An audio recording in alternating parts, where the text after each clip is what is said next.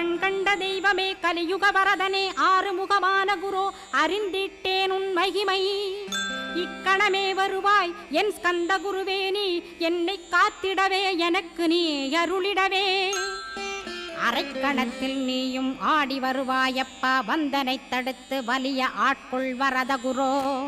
அன்பு தெய்வமே ஆறுமுகமானவனே சுப்பிரமணியனே சோகம் அகற்றிடுவாய் ஞானஸ்கந்தரே ஞானம் அருள்வாய் நீ ஞான தண்டபாணியே என்னை ஞான பண்டிதனாக்கிடுவாய்